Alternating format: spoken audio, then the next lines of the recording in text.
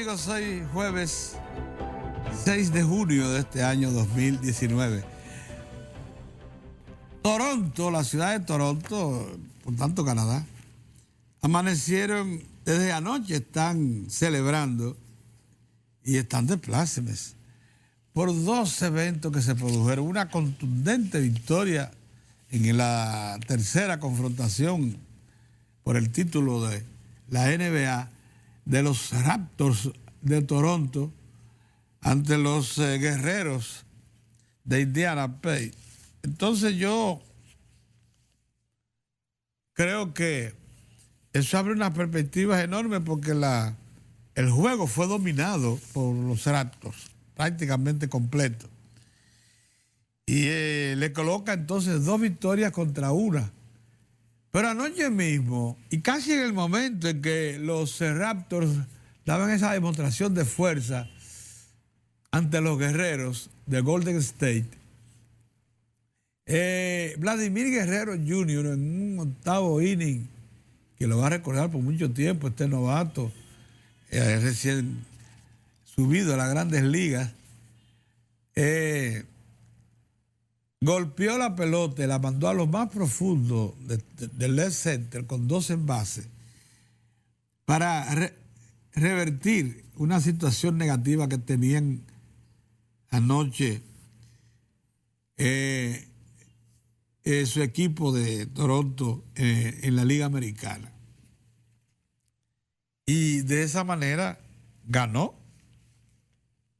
ganaron el partido de forma contundente ante los Yankees de Nueva York, los Azulejos de Toronto.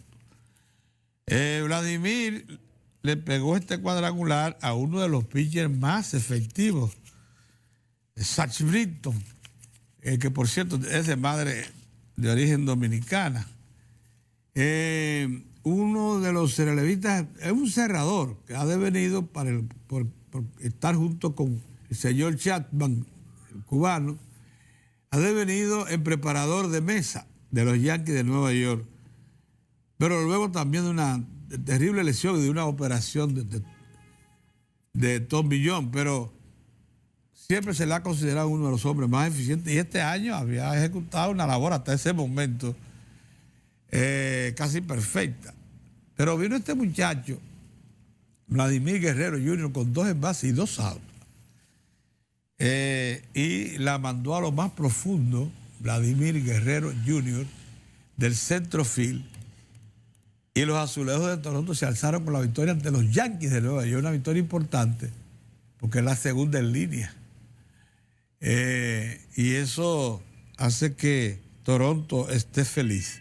Feliz por 2 agradables sorpresas. La primera, los Raptors de su equipo de la NBA, resultado tener garras, calidad para ser campeones por primera vez en toda la historia de la NBA.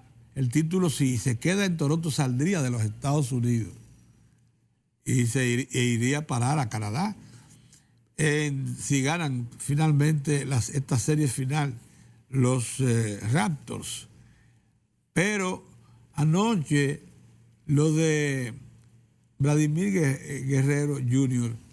le generó a la fanaticada de Toronto las esperanzas que siempre han guardado, se las renovó acerca de este excepcional novato, considerado el número 1 de las grandes ligas. Mandó un jonrón con una tremenda autoridad.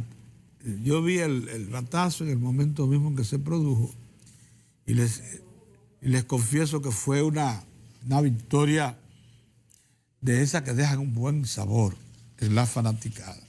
O sea que Toronto está de fiestas por 2 grandes victorias en el campo deportivo. Mírenlo ahí, es un palo extraordinario. Se lo dio a Zach Britton, nada más y nada menos, a ese zurdo que está ahí, de madre dominicana, pero considerado, es más, los años 2015, 2016, fue considerado el mejor relevista de las grandes ligas, el mejor cerrador de las grandes ligas. En esta ocasión viene de una operación que aún así ha demostrado muchísimas habilidades. Yo se preguntaba anoche, ¿por qué dejarle pichar después de 2 outs a Vladimir con 2 envases si había cumplido de alguna manera?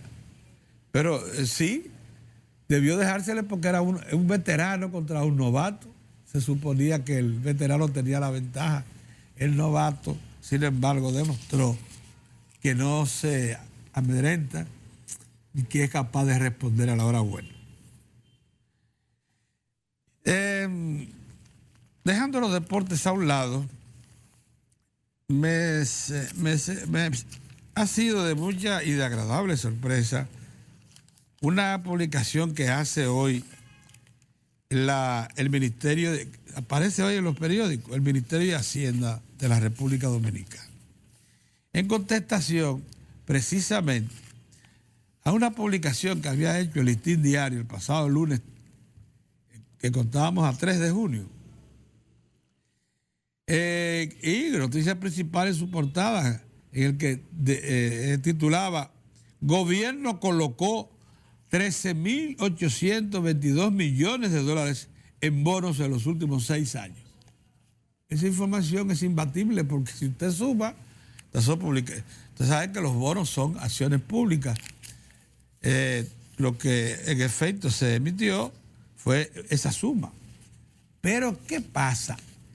En ese mismo periodo, el gobierno dominicano pagó de principales intereses 14.343 millones de dólares de deuda externa en 7 años, el mismo periodo. ¿Qué quiere decir eso? Que la República Dominicana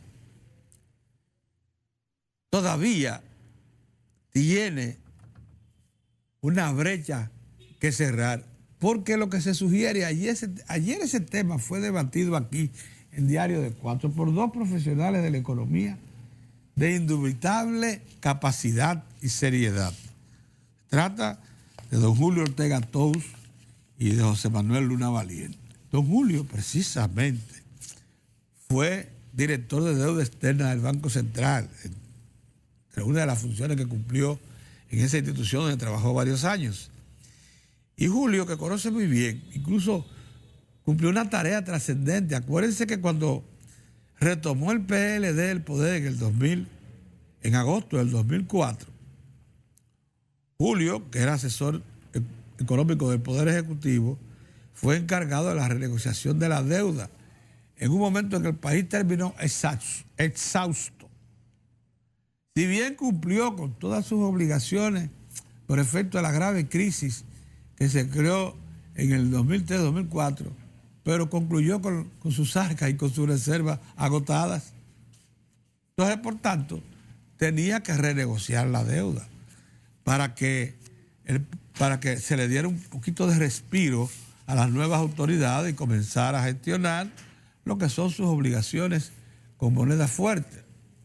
Bueno, o sea que Julio tiene muchas.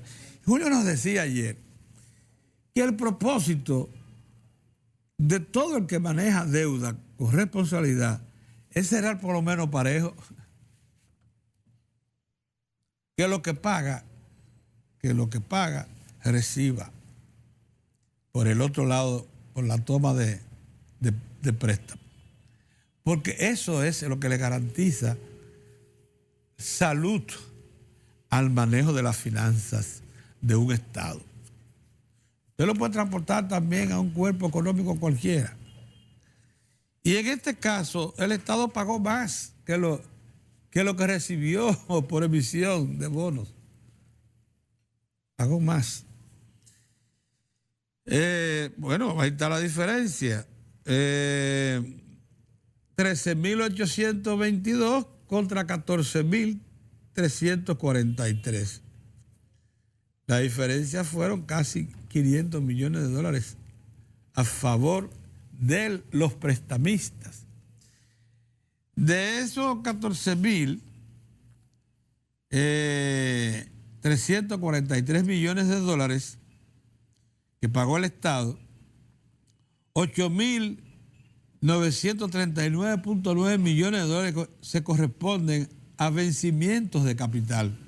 O sea, se recogió capital que venció. Y 5.403 millones de dólares a comisiones e intereses. Comisiones e intereses, asunto que siempre está involucrado en la toma de deuda. Cuando una nación, acuérdense que la República Dominicana es una de las pocas naciones de América Latina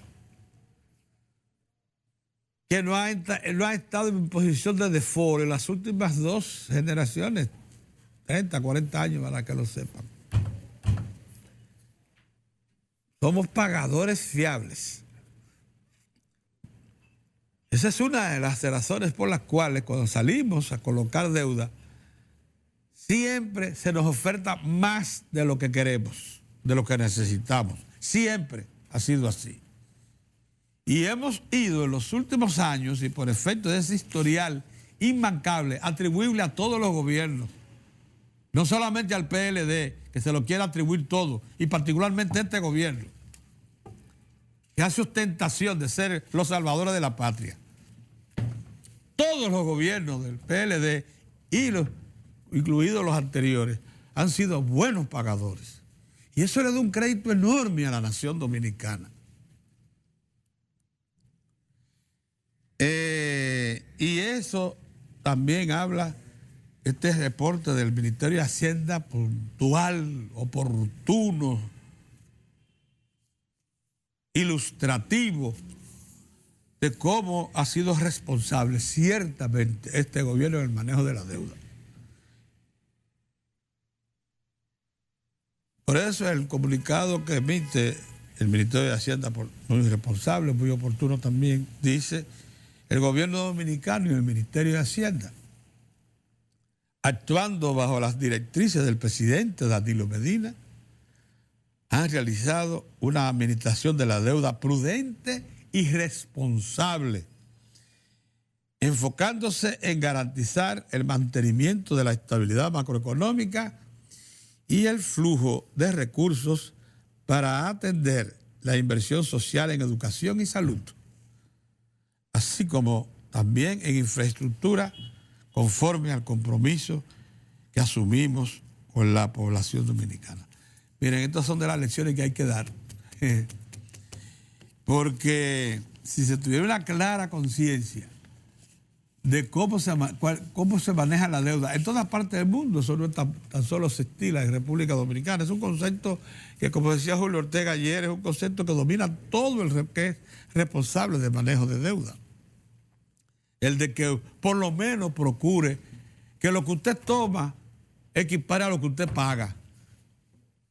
Porque eso lo sabemos hasta nosotros, los que vivimos del crédito, del préstamo de los bancos y de las instituciones financieras en general.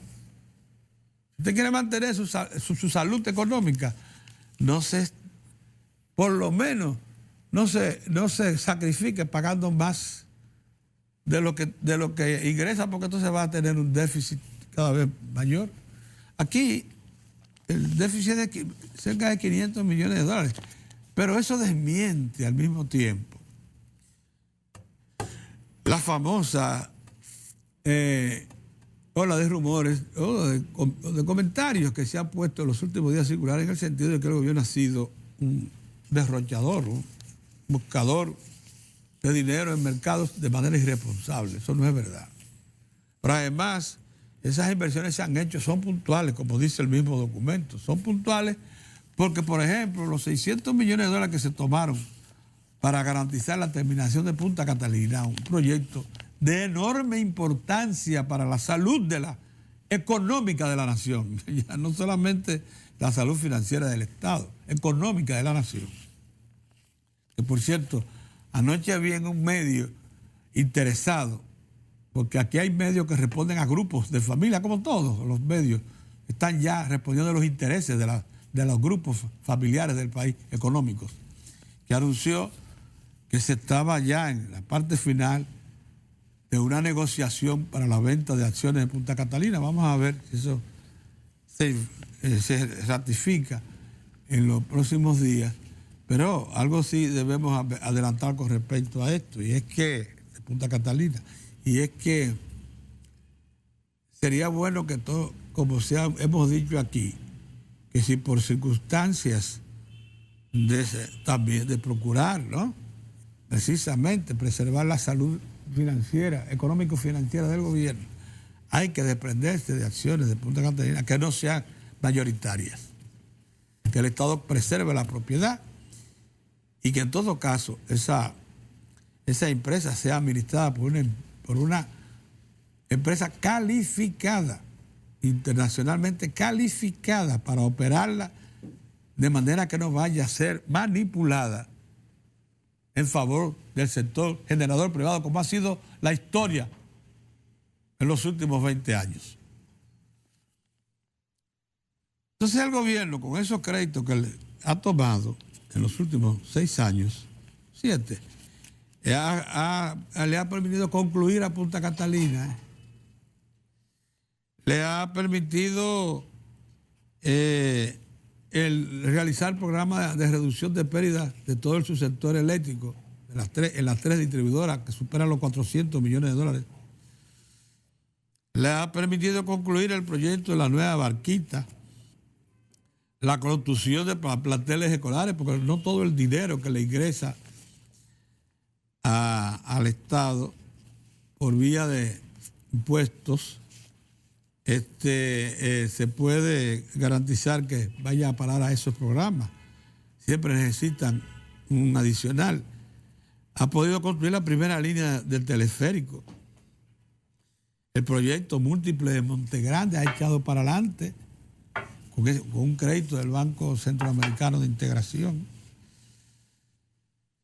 Le ha podido concluir la ampliación de la segunda línea de metro, la que se incorpora ya a la región este de la provincia de Santo Domingo. El remozamiento y construcción de centros de salud y la ampliación, construcción y reconstrucción de calles, avenidas y carreteras. O sea, no es deuda para simplemente pagar deuda, sino para inversionar. Importantísimo. Este documento es muy oportuno, muy clarificador, y que, por cierto, está en línea directa con el programa de ayer. Saben que los miércoles el diario de 4 se concentra en temas económicos y se apoya en sus colaboradores y activos miembros del equipo mediático, Julio Ortega Tous y José Manuel Luna Valiente. No es así, don Mozart, buenos días. Buenos días, Pedro. ¿Cómo te va? Precisando que este documento del Ministerio de Hacienda pone las cosas en su lugar, Mozart. Qué bueno. A mí me gusta cómo se está manejando pone en su lugar. El gobierno, otra vez, con Donald Guerrero en Hacienda. Sí. Porque esas son cosas que usted no puede dejar al libre albedrío, a las interpretaciones y ese tipo. No. Hay que ser bastante preciso, y el gobierno lo ha sido. Y en esta ocasión vuelve a dar una demostración en ese sentido, dando a conocer cuáles son los niveles de la deuda, cuál es el comportamiento, cuáles son los compromisos asumidos, cómo se han ido cumpliendo esos compromisos y el monto que se ha desembolsado en dólares en los últimos 7 años. Esa es una forma es la manera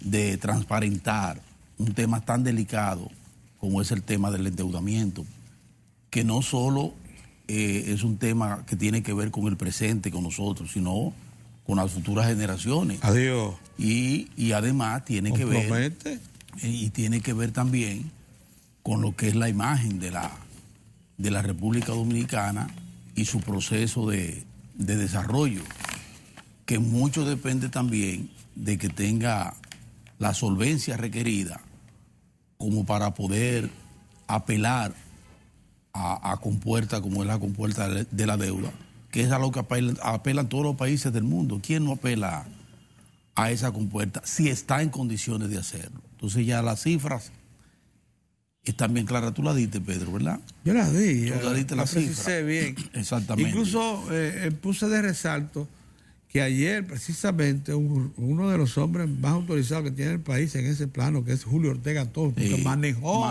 temas de deuda gruesos. Sí, señor. Fue responsable del Departamento de Deuda del Banco Central y fue el que renegoció la deuda a nombre del gobierno dominicano y como asesor del Poder Ejecutivo del 2004 al 2005 avanzado. La deuda que tenía el país en el momento en que las arcas del Banco Central estaban totalmente agotadas. Porque si bien es cierto que el gobierno de Hipólito Mejía cumplió las obligaciones, fue a costa de las reservas, y no quedaba nada. Sí. Entonces, el momento clave. Entonces, ayer decía Julio, el propósito de todo responsable manejador de deuda es que le ingrese por lo menos lo mismo que paga. Exactamente. Para mantener el equilibrio de la sanidad. Exactamente. ¿Tú sabes cuánto ha pagado de más en el mismo periodo que señalaba el listín diario que se habían comprometido deuda por 13,000 y tantos millones? Unos 500 millones de dólares más ha pagado el gobierno. O sea, pero estuvo casi parejo en la práctica, ¿no? Porque si tú estás hablando, vamos a estar de 14,343 millones de dólares apagado en ese periodo 7 años. Y colocado, sin embargo, 13,822. La diferencia es incluso a favor, claro que de las entidades, de los prestamistas, de los que nos prestaron, es a favor, pero es insignificante si hablamos de 500. Cuando la cosa se pone fea es cuando la diferencia es mucho mayor. Y entonces usted se convierte en un exportador. ¿Y quién presta para no tener alguna ventaja? Sí, exacto. Sí. Entonces, y además para mantenerse al día. Nosotros somos una de las pocas naciones de América Latina que desde la última década del siglo pasado, los últimos 20 años del siglo pasado hasta hoy, no se ha atrasado un día, vamos a estar en el pago de deuda. Y los principales intereses. El asunto es que los organismos multilaterales e instituciones financieras. El asunto es que las cifras están ahí, bien detalladas por parte del Ministerio de Hacienda. Sí, muy bien detalladas. Y entonces ya eso ayuda mucho al tema que yo he dicho que es un tema interesante para debatir. El tema de la deuda es un tema interesante, pero me gusta que sea de esa manera, de que el gobierno cumpla con la responsabilidad de ofrecer todos los detalles sobre un tema tan neurálgico como ese. Y ahí están todos los detalles. Ya a partir de ahí los analistas, ¿verdad? Lo que ofrece poco campo para la especulación. Por eso, pero están los datos ahí. Están los datos. Sí, no se puede alegar que hay datos ocultos, que no se quiere. No. Las informaciones están dadas. Y qué bueno que así sea. Desde el principio he dicho, me gusta que las cosas se digan con claridad y que se precisen, como el tema del déficit, el tema fiscal, de reforma fiscal. Desde un principio el gobierno dijo, bueno, en esta gestión nosotros no nos vamos a abocar a una reforma. Entonces ya no se fuña más la pista con eso. ¿Cuándo? Bueno, cuando sea, pero ya. Esa es ¿Por qué? Bueno, porque apelamos, en vez de eso, vamos a apelar a este recurso de mejora del sistema tributario, de mejorar la cobranza, de atacar la evasión, el contrabando, la elusión fiscal, y a partir de ahí entonces mejorar las arcas del Estado. Esa ha sido la apuesta del gobierno. Esa es la apuesta del gobierno. Y lo ha dicho con toda claridad. Que estemos de acuerdo, bueno, es otra cosa. Eso es otra cosa. Pero los gobiernos, los estados tienen los momentos para aplicar o no aplicar determinadas políticas. Que por cierto, esa aclaración también es muy oportuna en el momento en que las autoridades del Banco Central anuncian que la nueva plataforma para la comercialización de divisas en el país establece dos formulaciones. Uno para los grandes. Para los grandes. Y otro para los medianos. Y otro medianos. Si lo vamos a resumir, pero viene sí. Para las operaciones cambiarias autorizadas, uno para las entidades bancarias y cambiarias autorizadas, o sea, todo el sistema, bancario. y otro exclusivo para clientes corporativos que por su naturaleza tienen movimiento continuo. Realicen operaciones cambiarias recurrentes y continuas. Sí. El banco podrá crear segmentos para... Eso es un reglamento que anunció ayer la Junta Monetaria. Pero también todo eso es transparencia. Para incluir otros participantes autorizados dentro de la plataforma cambiaria. Miren, las operaciones que se hagan por intermedio de la banca, yo no sé si ustedes están enterados, se van a hacer como parte de una plataforma informática entrelazada en todo el sistema que va a registrar al momento cada operación, Mozart, y la va a intercambiar con todo el sistema. Sí. De manera que cuando Mozart va a buscar $100, sí, todo el sistema está... Todo el sistema va a estar enterado de que usted procuró en ese momento. Todo eso es transparencia, eso es importante. Porque aquí lo que había, ¿tú te acuerdas hace un tiempo? Pedían en 5 bancos la misma cantidad. Entonces aparecían como que había una demanda sobre... Pero eso tenía un propósito. Sí, afectar el mercado cambiario. Afectar el mercado cambiario. Y manipularlo. Exactamente. Esas son cosas del pasado, felizmente. Sí. Y resaltar, en el marco de eso, que seguimos nosotros con un mercado cambiario estable. Así es. Que ahí donde no hay mayores oscilaciones, contratiempos, los sectores productivos se pueden planificar. Así es. ¿Verdad? Pueden incluso incursionar apelar a deuda en moneda fuerte sin que esto lo vayan a sorprender al doblar de la esquina con un cambio brusco o del denominado deslizamiento, que eran cosas que se hacían en el país, eran prácticas. No. Ahora se ha demostrado que las autoridades se mantienen vigilantes y con recursos suficientes en las arcas como para responder a cualquier tipo de situación que se pueda dar en ese mercado. Emergencia, por ejemplo, una emergencia o una manipulación del mercado. De un mercado. Hay que estar preparados para eso. todo. Estamos a buen resguardo. Claro, a buen resguardo. Mira, Pedro, yo creo que y es algo que este gobierno no termina de entender. Cuando usted va a asumir o a aplicar determinadas políticas que tienen tanto impacto social, que incluso tienen que ver que de alguna manera cambian normas regulares, costumbres, situaciones en la familia, en la gente, en los grupos sociales, tiene que ser sumamente cauto y tiene que ser sumamente abierto y dar todas las informaciones y permitir o propiciar lo que ha propiciado en otros sectores. ¿Propiciar qué? Propiciar diálogo, intercambio, conocer. Eso no quiere decir que usted no, si ya usted toma una decisión, usted tenga que tomarla en un momento determinado, la tome. Pero siempre es bueno que cuando se van a hacer cambios y cambios significativos, estructurales, usted dé toda la información, usted apele a todos los espacios que le sean posibles, como para dejar claras las cosas. Hoy sale un comunicado del Ministerio de Educación que debió salir hace 4 semanas con el asunto de la igualdad de género, la equidad de género, ¿cómo que se llama ustedes? A eso. Donde ofrece detalles de esa disposición, de esa resolución del Ministerio de Educación, donde dice de dónde se origina eso, esa iniciativa, quiénes fueron los protagonistas de esa iniciativa, cómo eso se enmarca en el plano constitucional. Pero al mismo tiempo, ahí mismo en ese comunicado dice de cómo eso, que es una resolución informando que se va a iniciar el proceso para aplicar algo que se firmó, que se rubricó en el seno de Educa, donde participó Educa, participaron los partidos, participaba todo el mundo.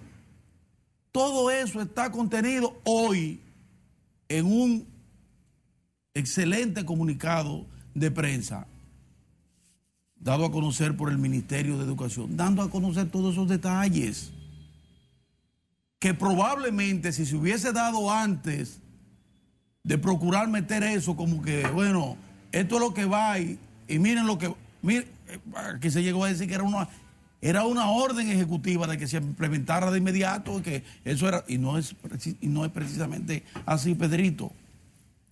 Hoy, entonces, después de todo lo que se ha armado en el país, después de abrir un espacio más de confrontación con las iglesias, abrir espacio con sectores sociales, abrir espacio con la cultura, con el día a día, con la familia, entonces se dan a conocer los detalles el origen de eso y hacia dónde conduce, cuál es su naturaleza y cuáles son sus objetivos. Esa es una enseñanza de que las cosas no se pueden hacer a la ligera. Sin airearlas. Sin airearla, Pedro. Hay que airearlas. Hay que airearla porque es que la gente, nosotros estamos sobreexpuestos. Ellos lo saben. Además de que tenemos una prensa donde hay de todo y mucho más. Cada medio responde a un grupo económico específico. Ay, sí. Con eso no, ya eso forma parte de la vida nacional. De la vida nacional. Y si a eso usted le agrega las redes sociales, que eso es, ya ustedes saben. Entonces, si estamos sobreexpuestos, lo mejor que puede hacer una institución, sobre todo como el Ministerio de Educación, es cuidarse de ese tipo de actuaciones. No, hacer lo que hizo hoy. Se da a conocer. El Ministerio de Educación se propone hacer esto y esto proviene de esto. Fíjense. Y ahí dice que se abre un espacio, una mesa de diálogo para discutirlo. Todo eso debió presentarse al principio. Entonces, muy bien. Llegó tarde, pero llegó. Ahí está. Todo el que quiera conocer en esencia cuál es, de dónde proviene esa iniciativa de la denominada equidad o igualdad de género, para llevarla a la currícula escolar, que lea, que vea, está en todos los medios, todas las redes, que vea el contenido de ese informe que da pormenorizado, punto por punto, el Ministerio de Educación. Y sobre esa base, entonces ustedes van a ver que la polémica, que siempre estará presente, será mucho más fluida, más tranquila, más sosegada y sobre base mejor sustentada, no sobre especulación. Y yo creo que dice, y por ahí viene, no, a partir de ahí. Así que eso está muy bien. Otro tema importante, Pedro, es que ayer que se celebró el Día Mundial el Día del Medio Ambiente, se ponderaron, como debe ser, todas las políticas que se han estado implementando, sobre todo en esta administración del presidente Danilo Medina, dirigida a fortalecer todo el andamiaje para la preservación del medio ambiente en la República Dominicana, para ganarnos, como nos hemos ganado, el reconocimiento del Programa de las Naciones Unidas, por ejemplo, que nos dice que vamos muy bien en materia, por ejemplo, de uno de los aspectos que más está afectando al mundo, la vida, que es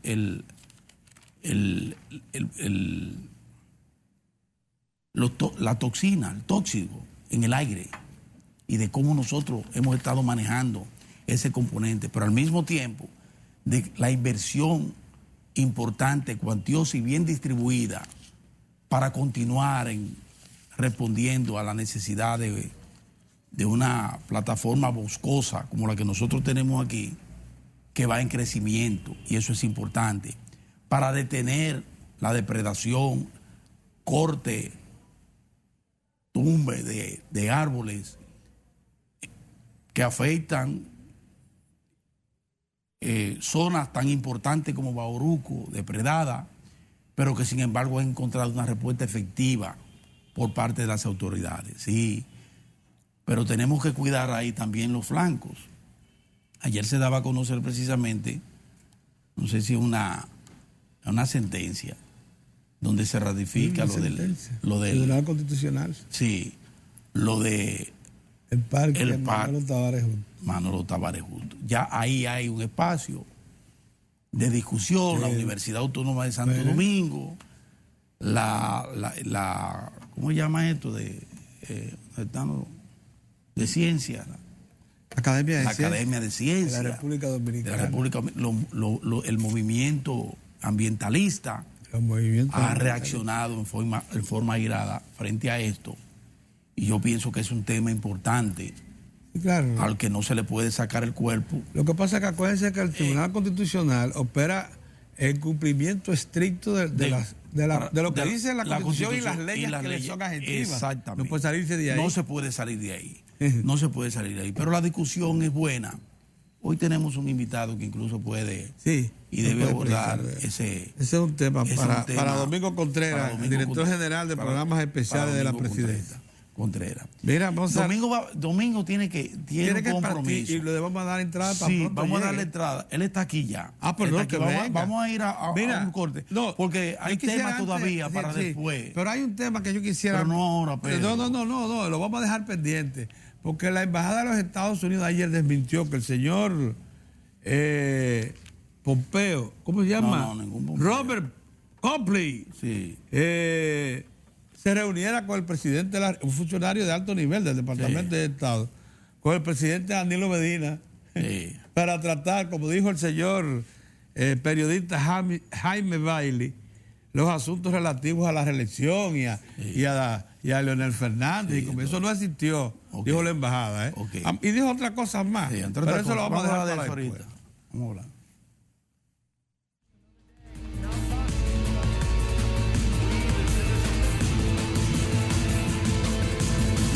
Muchas gracias por permanecer en sintonía.